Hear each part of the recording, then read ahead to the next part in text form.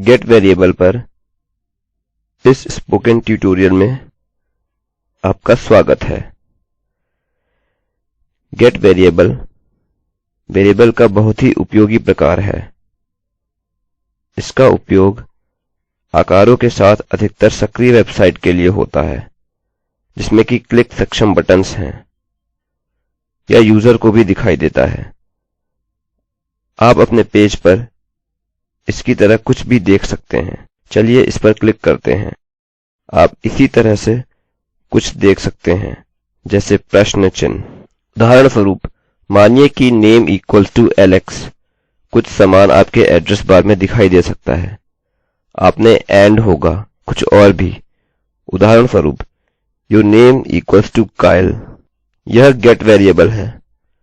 वास्तव में यह क्या करता है, यह एक HTML फॉर्म से जमा डाटा लेता है, इसे स्टोरेज में रखता है जिसका उपयोग हमें करना होता है, और यह केवल आपके एड्रेस बार में है। गेट वेरिएबल की सीमाएं होती हैं। यह केवल 100 अक्षरों तक हो सकता है। यह यूजर को दिखाई पड़ता है, अतः यह पासवर्ड के लिए उपयोग करने के लिए ठीक नहीं है।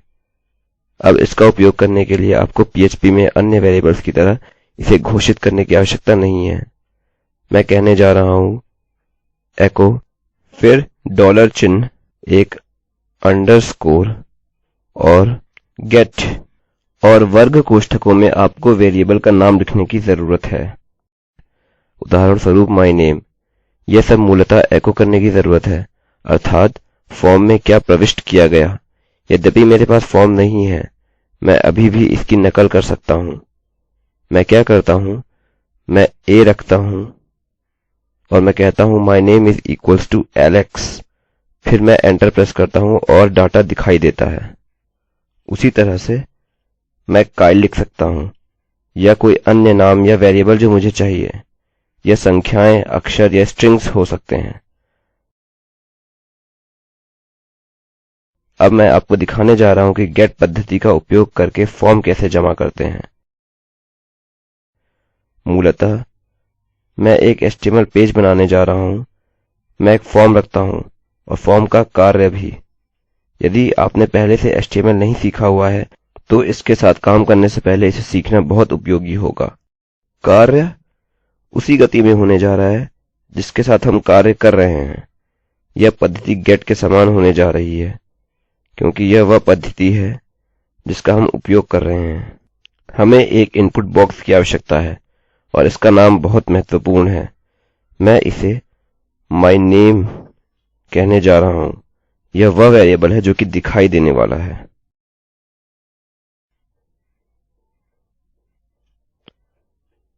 हमें बजर जमा करने की भी आवश्यकता है। इनपुट में सबमिट टाइप करें, क्लिक हेयर जैसे कुछ आसान वैल्यू रखें। इसे रिफ्रेश करें। यह जैसा है वैसे ही छोड़ दें। मैं एलेक्स नाम टाइप करता हूँ और यहाँ क्लिक करता हूँ।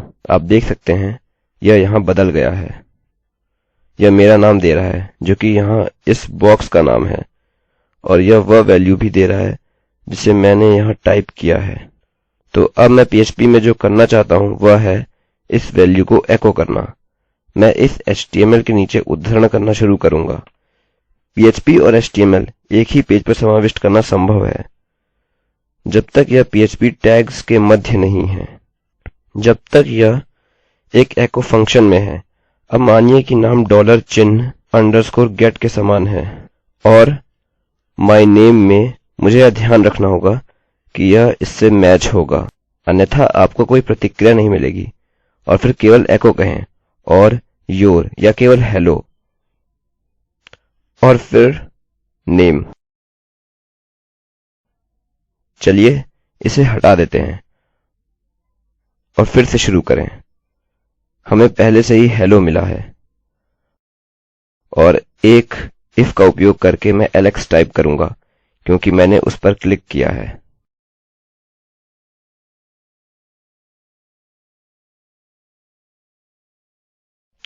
इस प्रकार से एलेक्स प्रतीत होता है, लेकिन अभी हमें एक समस्या है।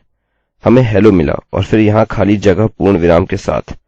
हम उससे मुक्त होना चाहते हैं। आप केवल if name कहिए क्योंकि हमें पहले से ही एक लाइन मिल गई है। हमें कर्ली कोष्ठकों की आवश्यकता नहीं है और नाम खुद मौजूद है, अतः यह सही है।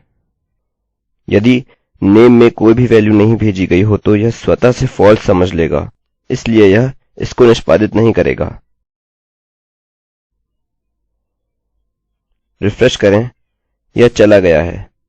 हमारे पास हमारी वेल्यू है और मैंने यहाँ क्लिक किया। इसने पता लगाया है कि एक वेल्यू यहाँ मौजूद है और यह एको हुआ है। तो यह गेट वेरिएबल की समाप्ति है। अगले ट्यूटोरियल में पोस्ट वेरिएबल और उसके उपयोग के बारे में सीखेंगे।